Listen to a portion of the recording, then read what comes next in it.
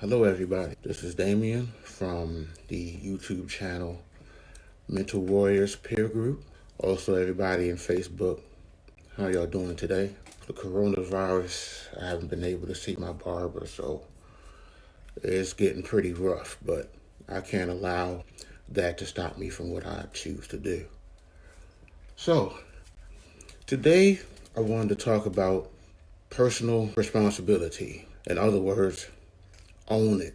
When I was first diagnosed with bipolar disorder, I thought my life was over. I thought that my life was going to consist of being in an inpatient treatment facility probably for 90% of my life. Things weren't going well at all. My life slowly began to fall apart.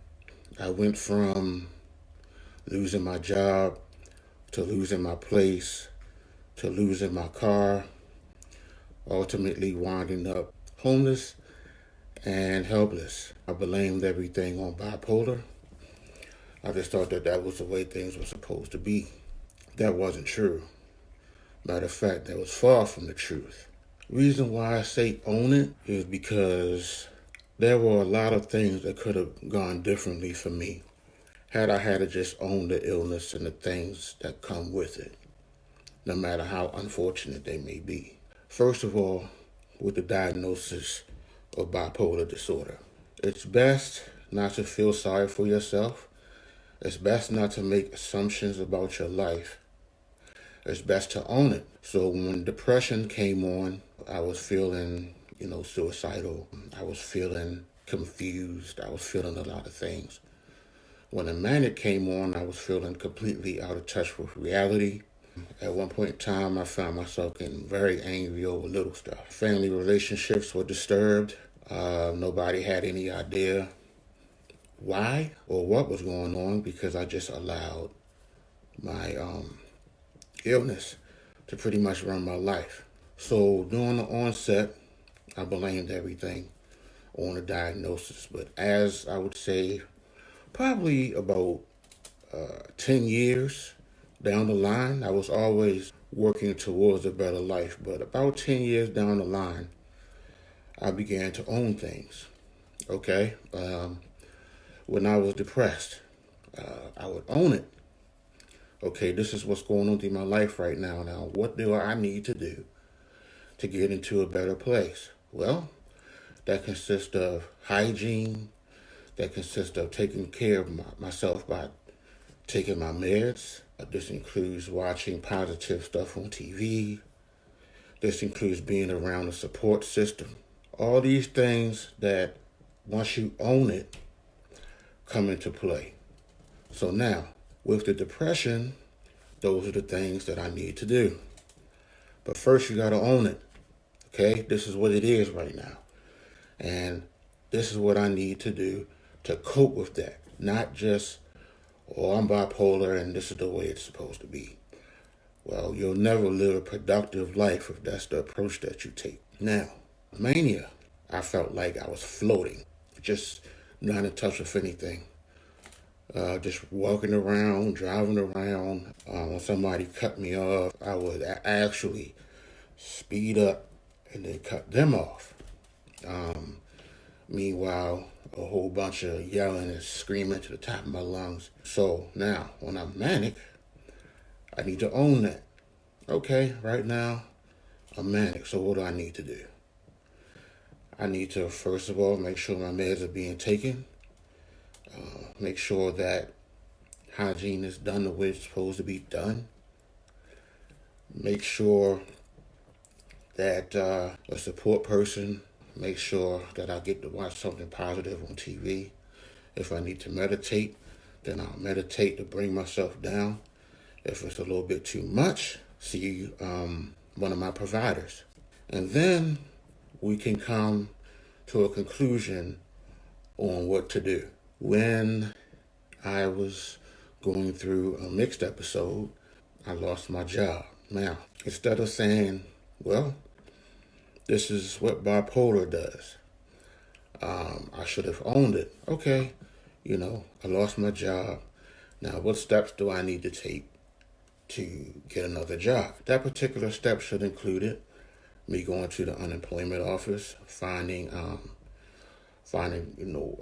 job descriptions on their computers, me reaching out, whatever by any means necessary to see if anybody was hiring. Again, making sure that my activities of daily living were being met, hygiene, meditation, positive messages, and support people. Making sure that all of that is done, just quit blaming bipolar, because you have it, and if you're going to crawl up in the shell like a turtle for the rest of your life, then that's what you do. But if you're interested in living a productive life, you have to own this stuff. When I lost my place, I should have been, number one, searching for a job. Number two, I should have been looking for another place, maybe asking family members if they could help me out, because I had no job, no source of income. If I would have just owned it, I probably would not have fallen so far down the way that I did. As far as relationships, I had pretty much given up on the idea of having a relationship. And I mean any type of relationship. Relationship with my family, relationship with friends, relationships with coworkers. I had given all of that up. But if I owned it, maybe I wouldn't have fallen so far down. If I was having a problem with relationships, maybe that I should have come to people and expressed what I was going through. And then maybe they would have, reached back out to me. I didn't give that particular route a chance. I'm getting ADLs done, reaching out, because in the long run, this disorder doesn't have to run your life.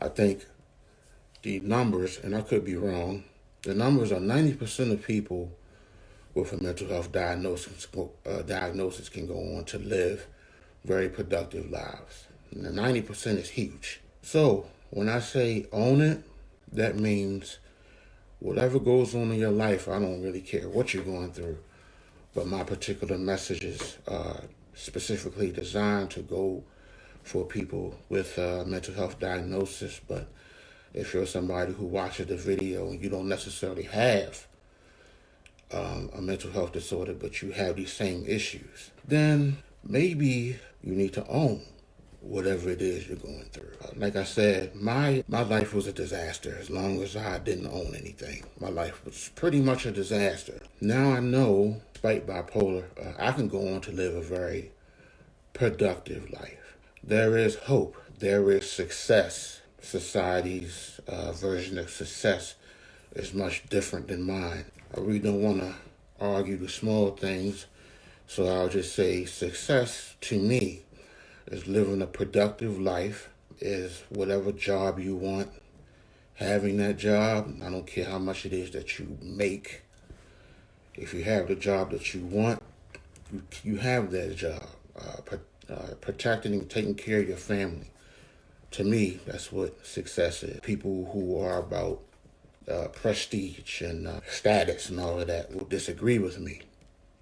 So be it. My thoughts are my thoughts, and I live and die by them. So to close, I just wanted to say there comes a point in time with these diagnoses where you're going to have to own whatever it is you're going through so you can get past it.